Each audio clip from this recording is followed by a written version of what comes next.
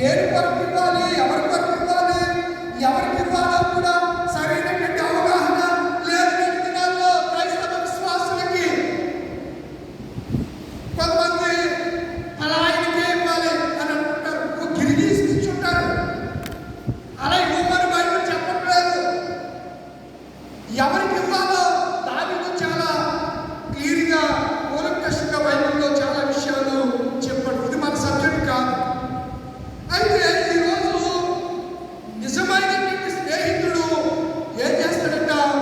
గాయాలు చేస్తే ఆ గాయాలు అంతరంగంలో నుంచి వచ్చి బాధ నివారణ అవుతాడు. ఇప్పుడు గాయాన్ని పైనే మనము శుభ్రం చేస్తే అది తగ్గదు. ఇప్పుడు షుగర్ వచ్చిందండి, షుగర్ వచ్చినానికి లోపల నుంచి తినేస్తూ ఉంటారు. అప్పుడు ఏం చేయాలి? అది ఆ మూలం ఎక్కడుందో, ఎక్కడి నుంచి అయితే అది స్ప్రెడ్ అవుతుందో అక్కడ దాన్ని ట్రీట్మెంట్ చేయాలి. అప్పుడు ఏమవుతుంది? గాయము నయమవుతుంది. గాయము ఇక్కడుంటే ఇక్కడ చేస్తే గాయానికి నయం కాదు, ఇంకా చేయి తీసివేసుకోవాల్సి వస్తారు. దైవజనులు ఓసన మందిరంలో ఫెట్రిఫాల్ అనే దైవజనుడు ఆయన కర్నూలులో అనంతపురంలో సేవ చేస్తారు. ఆయనకి యాక్సిడెంట్ అయింది, కాలు మొత్తం నుంచి అయిపోయింది. అక్కడి నుంచి హైదరాబాద్ తీసుకెళ్లారు. హైదరాబాద్లో ట్రీట్మెంట్ పొందుతున్నారు. ఈ ట్రీట్మెంట్ పొందే ఆ సమయంలో ఆయనకు ఇన్ఫెక్షన్ ఎక్కువైపోయింది. ఏమెక్కువైపోయింది? ఇన్ఫెక్షన్. గాయాలు తగినటువంటి వ్యక్తి దగ్గరికి వెచ్చలవిడిగా చూడడానికి పరామర్శకు ఆ రూమ్లోనికి వెళ్ళకూడదు. వెళితే నీకున్నటువంటి ఇన్ఫెక్షన్ అంతా కూడా ఆయనకి అటాక్ అయ్యి ఆ ఇన్ఫెక్షన్ కొన్నిసార్లు కాళ్ళు పోగొట్టుకు తీసేవలసిన పరిస్థితులు వస్తూ ఉంటాయి. కనుక ఇన్ఫెక్షన్ ఎక్కడికి వెళ్ళకూడదు? లోపలికి వెళ్ళకూడదు. వెళ్ళిందంటే ఏం చేయాలి? ఎక్కడైతే ఇన్ఫెక్షన్ సోకిందో అక్కడ ట్రీట్మెంట్ చేయాలి. స్నేహితుడు చేసే పని అదే. వాడికి బాధ కలిగింది, వాడికి ఇబ్బంది కలిగింది, వాడి కష్టాల్లో కూరుకుపోయాడు, శ్రమల చేత కొట్టబడుతున్నాడు, ఇబ్బందికరమైన పరిస్థితుల్లో అల్లాడిపోతున్నాడు, దిక్కుతోచని పరిస్థితుల్లో ఉన్నాడు, ఆదరించేవారి కొరకు ఎదురు చూస్తున్నాడు, కనిపెడుతున్నాడు, ఎవరు కానరావట్లేదు. అలాంటి పరిస్థితుల్లో మై డియర్ ఫ్రెండ్స్, మన స్నేహితుడు మన దగ్గరికి వచ్చాడంటాడు, నేను మిమ్మల్ని స్నేహితులని పిలుస్తున్నాను, మీరు దాసులు కాదు, మీరు నా స్నేహితులు అని చెప్పి దేవుడు పిలుస్తూ ఉన్నాడు. కనుక మరొక మాట నేను మీకు చెప్పాలని నేను ఇష్టపడుతూ ఉన్నాను. పరిశుద్ధ గ్రంథంలో నుంచి యోహాను సువార్త 14:21 చూడండి. 14:21 యోహాను సువార్త 14:21.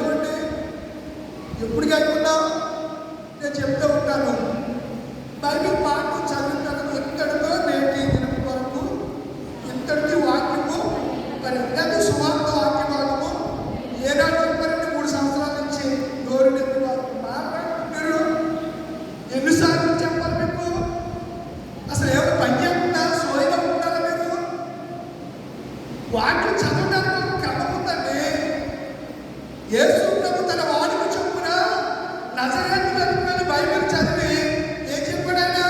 చెప్పారు ఒకసారి, చెప్పారా? ఎక్కడుంది? లూకాసు వార్త 4:16 ఉంటుంది. ఒక క్రమం ఉండాలండి. దేవుడు దీవించు, దేవుడు ఆశీర్వదించు. బైబిల్ చదివేటప్పుడు ఒక క్రమం పాటించాలి. ఆరాధనకు ఒక క్రమం ఉంది, వాక్యం వినడానికి ఒక క్రమం ఉంది. ప్రతిదానికి దేవుడికి ఒక ఆజ్ఞలు అది ఆయన మనకి చెప్పాడు. వాటిని అనుసరిస్తేనే కదా ఆయన మన స్నేహితుడు వెళ్ళేది. చదవండి. ఆయన తాను పుట్టి పెరిగిన నజరేతుకు వచ్చాక తన వాడికి చొప్పున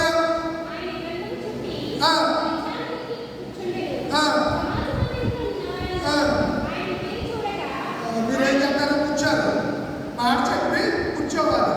లేడి వినికిడిలో వాక్యం నెరవేరుందని చెప్పి ఆయన కూర్చోవాలి. మీరే పాడన్నారు చెప్పండి. ఏంటి క్రమం ఏంటి అసలు? ముందు సంఘానికి క్రమం ఉండాలండి, క్రమం ఉండాలి. మీరు స్కూల్కి కాలేజీకి మీ పిల్లలు పంపుతున్నారు. మీకు సిలబస్ మధ్య మధ్యలో చెప్తారా, లేకపోతే స్టార్టింగ్లో చెప్తారా? అమ్మ చదువుకున్న పిల్లలు గవర్నమెంట్ ఎప్పుడు సిలబస్ అప్పుడే చెప్తారు కదా, అవునా?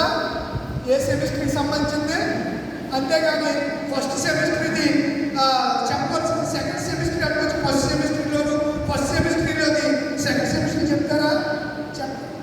కనీసం ఈ రాజకీయాలు తెలియదు ఏంటంటే చదువుకుని వాళ్ళు కూడా అలాగే తయారయ్యారు. మీరు ఇంటర్మీడియట్ చదివారు, డిగ్రీలు చదివారు, 10th class 7th class 9th ఎంతో కాదు చదువుకున్నారు కదా. మరి చదువుకోని అంటే వాళ్ళేమి కాదు కదా. అసలు సాధికారి పుట్టిందో చదువుకోవాలి కానీ అంట ఒకడేదో మంచి అన్నరికని అంటారు. మిమ్మల్ని చూస్తే సాధించుకుంటున్నారు అన్నది ఏం చేయడం చెప్తున్నారు కదా. దేవుడు అదే చెప్తాడు, నా ఆజ్ఞలు కైకుంటేనే మీరు మా లూదేవ్ గారు మన ఇష్టపడ్డాడు చేయటం కుదరదు. సంఘంలో బైబిలే మనం ప్రాణాంతం. ఈ భారతదేశానికి రాజ్యాంగం ఎలాగో క్రైస్తవ సంఘానికి బైబిలు, ఆంధ్రాలు, లూథరన్ క్రైస్తవ ఆరాధన పుస్తకం అలాంటిది. ఆరాధన ఎలా చేయాలో అందులో ఉంది, అలా చేయాలి. ఎప్పుడు మోకరించాలో అప్పుడు మోకరించాలి, ఎప్పుడు నిలబడాలో అప్పుడు నిలబడాలి. మరి మీరేంటో ఒక నిలబడతారు, కూర్చుంటారు, కూర్చుంటే ఒక నిలబడతారు. మరి మీరేం మనస్తత్వాలు నాకేం అర్థమై చాలదు. ఆలోచించినప్పుడు ఇలాగా దేవుడికి మన స్నేహితుడిగా ఉండాలంటే దేవుడు ఏమంటున్నాడంటే నా ఆజ్ఞలు 21 ఏమన్నాడు? 14:20 నా ఆజ్ఞలు అంగీకరించి వాటిని కైకొని వాడే నన్ను ప్రేమించేవాడు. దేవుడి మీద నాకు ప్రేమ ఉందంటే అయ్యో దేవుడు అంటే అయ్యారంటే దేవుడు అంటే నాకు ఎంత భక్తి అంటే ఈ భక్తిని క్రియల్లో చెప్తానంటే నీ భక్తి నీ క్రియలు చెప్తూ ఉన్నాయి, క్రియలు చెప్తూ ఉన్నాయి. నా మాటలు కైకొని వాడే నన్ను ప్రేమించేవాడు. రెండో పాయింట్, నా తండ్రి వలన ఎవరి వల్ల ప్రేమించబడతారంట? నేను ప్రేమిస్తాను, నా తండ్రి కూడా ప్రేమిస్తాను. ఎప్పుడు? ఆజ్ఞలు ఆజ్ఞలు కైకునే వాడిని బైబిల్ ఏం చెప్పింది? మై డియర్ ఫ్రెండ్స్, నా స్నేహితుడు. స్నేహితుడు ఏం కలిగి ఉండాలి? కృతజ్ఞత కలిగి ఉండాలి. ఇప్పుడు దినవృత్తాంతాల గ్రంథంలోకి రండి. వస్తే దావీదు ఏం కలిగి ఉన్నాడో నేను కొన్ని మాటలు నేను జ్ఞాపకం చేయడానికి ఇష్టపడుతూ ఉన్నాను. దినవృత్తాంతముల మొదటి గ్రంథం ఇది ఎజ్రా గారు రాశారు. ఎజ్రా గారు ఆ దినాల్లో దావీదు కాలంలో గాదు, నాతాను, ఒక ఆయన ఎవరు?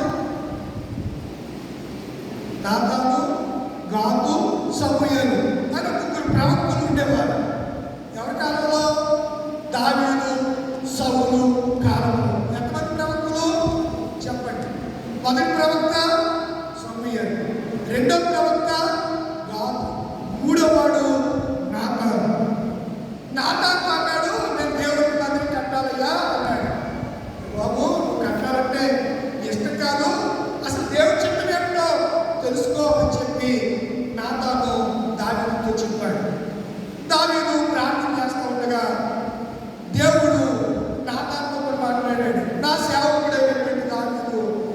మందిరం కట్టాలనుకుంటున్నాడు ఆయన. అతను కట్టడానికి వీల్లేదు, అతడు యుద్ధాలు చేసి అతని చేతులు రక్తంతో తడిసిపోయా, కట్టడానికి వీల్లేదు అని అన్నాడు. ఈ విషయాలన్నీ నాతాను ఎవరితో చెప్పాడు చెప్పండి? దావీదుతో చెప్పాడు. దావీదుతో చెప్పాడు. దావీదు 29వ అధ్యాయం దినవృత్తాంతముల మొదటి గ్రంథం తరువాత రాజైన దావీదు సర్వ సమాజముతో ఇలా సెలవించును, దేవుడు కోరుకొనిన నా కుమారుడైన సొలొమోను ఇకను లేత ప్రాయముగా బాలుడై ఉన్నాడు. కట్టబోవు ఆలయము మనుషునికి కాదు, దేవుడు యెహోవాకే కనుక ఈ పని బహు గొప్పది. నేను బహుగా ప్రయాసపడి నా దేవుని మందిరము కనుక కావలసిన బంగారం పనికి బంగారమును, వెండి పనికి వెండిని, ఇత్తడి పనికి ఇనుము, ఇత్తడిని ఇనుము పనికి ఇనుమును, కర్ర పనికి కర్రలను, గోమెదికి రాళ్ళను, చెక్కుడు రాళ్ళను, విత్తడి వర్గము గల పలుదినుము రాళ్ళను, మిక్కిలి వెలగల కాడ వివిధ రత్నములను, తెల్ల చలువ రాయి విశేషముగా సంపాదించింది. ఎవరితో చెప్తున్నాడు? దేవుడితో కాదు, సర్వ సమాజంతో చెప్తున్నాడు. మీరు ఈ మందిరం కట్టడానికి చాలా ప్రయాసపడి ఉంటారు. ఇది ఎప్పుడు పూర్తయింది? చెప్పరేలా ఎప్పుడు పూర్తయింది? మనలా ఎప్పుడు పూర్తయింది? పూర్తయింది వచ్చాడు కదా, నాకు తెలియదు కదా. ఎప్పుడు పూర్తి చేశారు? 2023 అండి. 23 ఆగస్టు 12. 2023 ఆగస్టు 12. ఇప్పటికి రేపు ఆగస్టు 12కి ఎన్ని సంవత్సరాలు అవుతుంది? 3 పూర్తవుతుంది. 3 పూర్తవుతుంది. 3 పూర్తి అవుతుంది. అందుకని 3 సంవత్సరాలు ఏదంటే భోజనాలు పెట్టేయాలి. 3 సంవత్సరాలు 2-3 లక్షలు ఖర్చు పెట్టేసి పెట్టేయాలి, తినేయాలి. ఆ రోజు తోటి మళ్ళా ఆ తెల్లని రాత్రి అడిగిపోతే ఇంకేముండదు, కడుపులు ఏముండదు. మందిరంలో దావీదు చూడండి, ఏమి కావాలని సమకూర్చాడండి దావీదు. మందిరం కట్టడం కాదు, ఎవడైనా కట్టేస్తాడండి మందిరం. దావీదు చెప్తున్నా, నేను చెప్పట్లేదు. ఏ పనికి ఏం కావాలో అది సమకూర్చాడు. బెంచీలు చేయించాడు. ఏం కావాలి? కర్ర కావాలి, చెక్క కావాలి, గుడ్డు కావాలి. 40,000 చేయించారు. ఒక్కొక్క బెంచి 30,000 అయింది. చాలా అద్భుతం. టేకు, ఒరిజినల్ టేకు. అది చూస్తేనే ఒక చక్కని హృదయం ఉప్పొంగిపోతూ ఉంటుంది. దాంట్లో కూర్చుంటే ఆ డిగ్నిటీ అంటారు. మనం చూసావా ఎంత బాగున్నాయి? చాలా అద్భుతంగా ఉన్నాయి కదా, చాలా అందంగా ఉన్నాయి. మార్పిడి గారి చర్చలో కూడా చేయించారట. 25,000 ఎంత అయింది? నిన్న మార్పిడితో నేను ఏదో విషయంలో ఇద్దరు కలిసి మాట్లాడుతున్నప్పుడు మా చర్చలో చేయించేటప్పుడు చాలా బాగున్నాయి, సాధ్యులు చాలా అద్భుతంగా ఉన్నాయి, 25,000 అయింది అని అన్నారు. ఎవరు? మార్పిడి గారు అంటే మన మార్పిడి గారే, కనకాల మార్పిడి గారు. అర్థమవుతుందా? నేను ఎందుకు ఈరోజు పాఠంలో మనం ఏదో దేవుడికి స్నేహితుడిగా ఉంటే స్నేహితుడు ఏం చేయాలి? దావీదు దేవుడికి స్నేహితుడు ఏం చేశాడంటే మందిరము కట్టాలనుకున్నాడు. కానీ దేవుడు ఏమన్నాడు? చెప్పరా కట్టొద్దన్నాడు. కట్టొద్దన్నాడని నాకెందుకులే, నా కొడుకు కట్టుకుంటాడులే, ఆడేదో సంపాదించాలి అని అనుకున్నాడా? లేదు. కొడుకు కట్టబోయే దేవునికి కొడుకు కట్టబోయే మందిరం కొరకు ఒక తండ్రిగా, దేవుని స్నేహితుడిగా దావీదు ఏమేమి సంపాదించాడో అక్కడ చాలా క్లియర్ కట్గా రాయబడింది. అర్థవంతమే కాదు, 3వ వచనం అంటాడు, మరియు నా దేవుని మందిరం మీద నాకు కలిగిన మక్కువ చేత. మరి మందిరం అంటే మక్కువ ఉందా? మక్కువ చేత నేను ఆ ప్రతిష్ఠితమైన మందిరం నిమిత్తం సంపాదించిన వస్తువులు కాక నా సొంతమైన బంగారమును, వెండిని నా దేవుని మందిరము నిమిత్తము నేను ఇచ్చను. ఇంకేమంటున్నాడు చూడండి, 6,000 మడుగుల ఓపీరు బంగారం, చాలా విలువైనది. 14,000 మడుగుల పుట్టుకు వేయబడిన వెండి. ఇవన్నీ కూడా ఎవరికి? దేవుని మందిరం కొరకు దావీదు సమకూర్చాడు. సమకూర్చిన తరువాత సొలొమోనుతో విషయాన్ని చెప్పి అతడు దేవుణ్ణి ఈ రీతిగా స్తుతిస్తూ ఉన్నాడు. రాజైన దావీదు ఎప్పుడైతే ఇచ్చాడో ప్రజలు కూడా ఎవరు ప్రారంభించారు. ఈరోజు నాయకులు మాట్లాడుతున్నారు, మీరు సంఘాల నుంచి వేల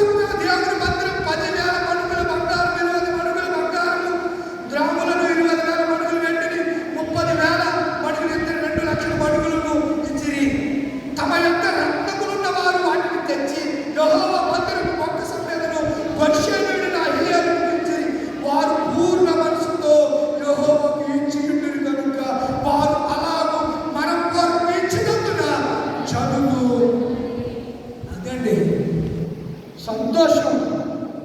జనులందరూ సంతోషించారు. నేను ఇచ్చానండి నా దేవుని వరకు. ఎవడో ఎవరో నేను ఎవరంటూ కాదు, వాళ్ళందరూ కూడా నేను ఇచ్చాను దేవుని వరకు అని ఒక్కొక్కడు ఇస్తే జనులందరూ సంతోషించారు. అప్పుడు దావీదు ఈ మాట చెబుతున్నాడు, రాజుని దావీదు కూడా బహుగా ఎప్పుడు సంతోషించాడు? మీరు బాగుంటారండి నాకు సంతోషం. మీరు ఆత్మీయంగా ఒక ఉన్నతమైన కృపలో హెచ్చించబడుతూ పేరు ప్రఖ్యాతులు గడిస్తూ ఎపిపాడే పన్నుముడి లూథరన్ సంఘం, చక్కని సంఘం, క్రమశిక్షణకు కేవలం అడ్రస్ అని ఎప్పుడైతే మిమ్మల్ని జనులు కొనియాడుతారో, మిమ్మల్ని నుంచి ఈ సంఘాల గురించి గొప్పగా చెప్తారో, అప్పుడే సంఘ కాపరికి సంతోషం. ఎప్పుడైతే జనులు అలయించారో దావీదుకు సంతోషం. ఇక్కడ ఒక విషయం చెప్తారు, అది విమర్శ కాదు.